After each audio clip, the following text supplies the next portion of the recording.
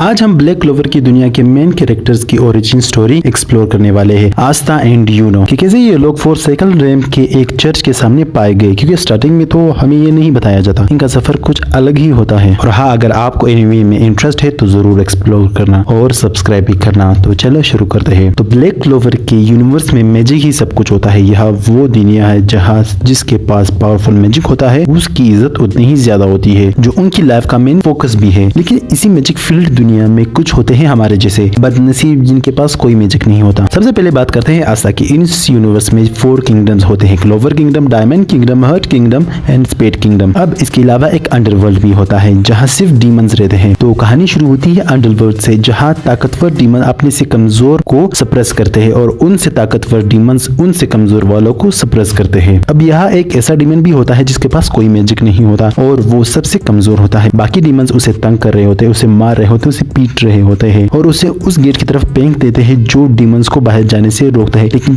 क्योंकि उसके पास कोई मैजिक नहीं था तो वो डीमन उस गेट से गुजर जाता है। इसके बाद काफी इंसान उसके पीछे पड़े होते हैं उसे मारने के लिए, क्योंकि ऑब्वियसली वो एक डीमन होता है। तभी एक लड़की लिक्टा या लिक्टा, अगर प्रोनाउंसिएशन ऊपर नीचे हो जाए तो समझ आना, उसे बचाती है और अपने घर लाती है और उसका ख्याल रखती है। जब वो डीमन उठता है तो उसे समझ नहीं आता कि वो उसकी मदद क्यों कर रही है। लिक्टा उसे बताती है कि मेरे पावर्स ऐसे होते हैं कि जो भी मेरे करीब आता है उसके पावर्स या उसके सारे मैजिक और उसका लाइफ स्पेन मैं कंज्यूम कर लेती हूँ बिना जाने, चाहे जितना भी कमजोर या ताकतवर मैजिक हो, जिसकी वजह से वो मारे जाते हैं। और इसी वजह से मैं अकेली रहती हूँ। लेकिन तुम में कोई मैजिक नहीं और तुम एक डीमन हो तो तुम्हें मुझसे कोई खतरा नहीं, और मैंने तुम्हें जख्मी देखा और मैंने तुम्हारी मदद की। तो इस पे डीमन उसे पूछता है कि मेरी आज तक किसी ने भी मदद नहीं की, सब बुरा समझते हैं। तो लिक्टा उसे कहती है तुम अगर वैसे नहीं दिखते जैसे वो लोग चाहते हैं तो इसका मतलब ये नहीं कि तुम बुरे हो। इसके बाद वो दोनों साथ में रहते हैं। लिक्टा उस डीमन को एडॉप्ट कर लेती है अपने बेटे की तरह और उससे अपना बेटा मान लेती है और उस डीमन को एक नाम भी देती है, लीबा। इसके बाद वो दोनों बहुत खुश थे। वो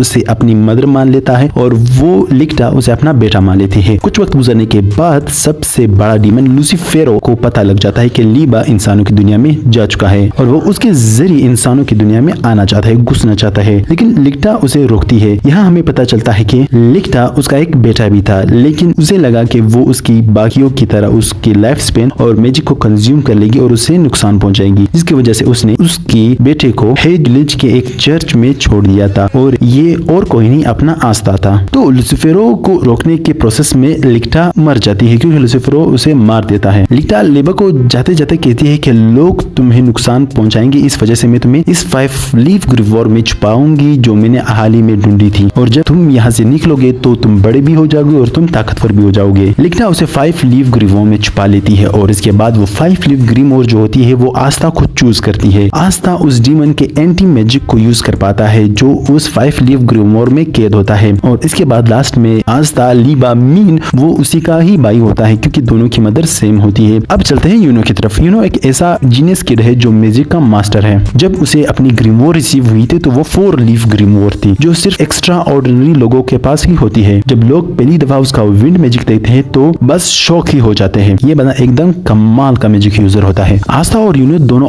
ऑर्फिन्स होते हैं और ऑर्फिनेज मीन उस चर्च में पाले जाते हैं, बड़े होते हैं। लेकिन यूनो का बैकग्राउंड थोड़ा मिस्टीरियस है। उसके अंदर वो इंटेलिजेंस और नेचुरल टैलेंट है जो सबको इम्प्रेस करता है। दोनों आस्था और यूनो की जर्नी होती है वो तो अलग होती है पर उनका गोल सेम होता है। तो जैसे कि मैंने कहा था वीडियो के स्टार्ट में, तो 4 किंगडम्स होते हैं इस यूनिवर्स में। इसमें एक होता है स्पेड किंगडम। वहाँ का एक राजा होता है जो अपने किंगडम का बहुत अच्छी तरह से ख्याल रख रहा होता है। उस राजा का एक बेटा पैदा होता है और वो लोता ही होता है जिसका नाम होता है यूनो। पेड किंगडम के जो मैजिक नाइट्स होते हैं उन्होंने बगावत कर ली थी और पेड किंगडम पर हमला कर दिया था और सबको मार दिया था। और किसी तरह पेड किंगडम की बहादुर मैजिक नाइट्स ने यूनो को बचा लिया था, लेकिन उसकी सारी फैमिली मर गई थी। और उसके बाद वो मैजिक नाइट्स यूनो को हेज विलेज के एक चर्च के सामने छोड़ देते हैं और उसे बचा लेते हैं। तो ये थी आस्था और यूनो की ओरिजिन। इसके बाद हम सबको पता है जिसने भी ब्लैक क्लोवर देखा है तो आगे क्या होता है, आस्था की जर्नी कैसी होती है, यूनो की जर्नी कैसी होती है, मैजिक नाइट्स बनते हैं, फिर वो कैसे पावरफुल बनते हैं। अगर आपको ये वीडियो पसंद आई हो और अगर आपको ये वीडियो इंफॉर्मेटिव लगी हो तो जरूर सब्सक्राइब करना और कमेंट में जरूर बताना अपने ओपिनियन। मिलते हैं नेक्स्ट वीडियो में, तब तक देखते रहिए एक एक्सप्लेन।